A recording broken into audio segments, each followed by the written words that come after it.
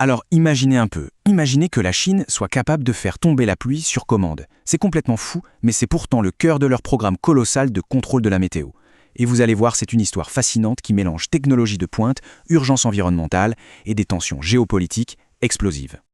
Cet avertissement, il vient d'un ancien Premier ministre chinois. Ce n'est pas rien.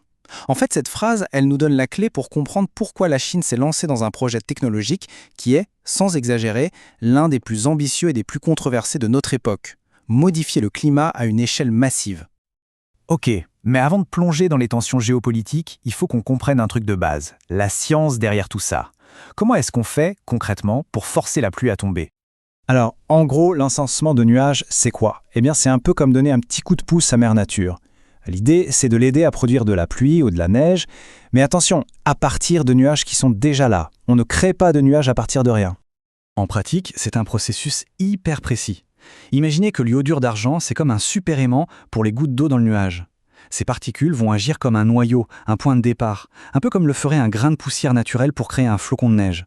Sauf que là, le processus est provoqué et il va beaucoup plus vite. Bon, jusqu'ici c'est de la science. Mais c'est maintenant que ça devient vraiment spectaculaire. Parce que la Chine, elle, a pris cette technique et elle l'a appliquée à une échelle, une échelle qu'on n'avait tout simplement jamais vue auparavant. Et attention, ça ne date pas d'hier. La Chine peaufine ces techniques depuis les années 50. Mais on est clairement passé à la vitesse supérieure. On est passé de petites expériences locales pour lutter contre la sécheresse à une véritable orchestration du ciel pour des événements mondiaux, comme les Jeux Olympiques de Pékin.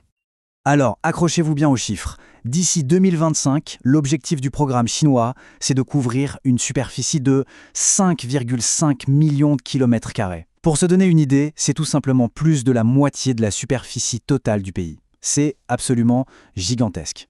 Du coup, la question c'est pourquoi un tel programme? Eh bien, ce qu'il faut comprendre, c'est que ça sert plusieurs buts à la fois. D'un côté, il y a l'urgence, les besoins vitaux, l'eau, la nourriture, l'énergie.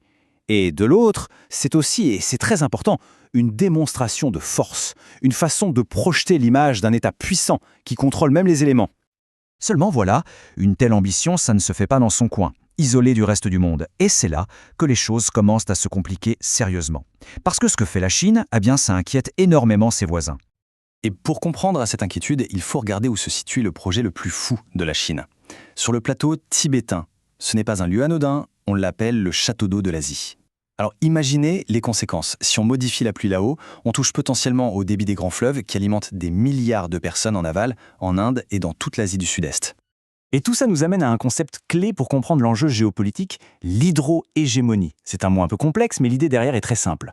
Celui qui contrôle l'eau à la source, il contrôle toute la région en aval. C'est un levier de pouvoir énorme.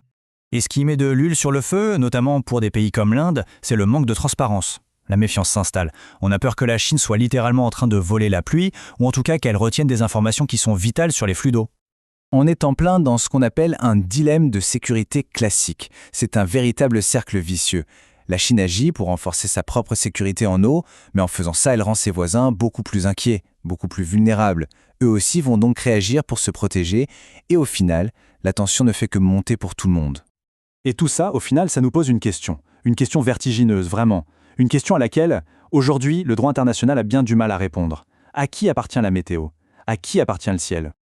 Alors, on pourrait se dire qu'il existe des lois pour ça. Et en effet, il y a bien un traité qui interdit ce qu'on appelle la guerre météorologique. Le problème, c'est que ces termes sont tellement vagues, tellement pleins de failles, qu'il est presque inapplicable dans la réalité. Ça montre bien tout le fossé entre les grands principes et le terrain. Du coup, essayer de rendre un pays responsable, c'est un vrai casse-tête. C'est un cauchemar, à la fois juridique et scientifique.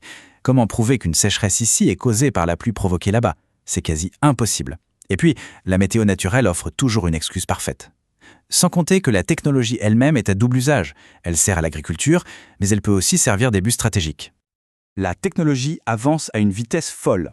Et ça nous oblige tous à nous poser cette question fondamentale. Le jour où une nation peut commander le temps qu'il fait chez elle, qui paye la note ailleurs? Si on peut s'offrir une journée ensoleillée sur commande, est-ce que ça veut dire qu'on inflige une inondation ou une sécheresse à son voisin? La question reste ouverte.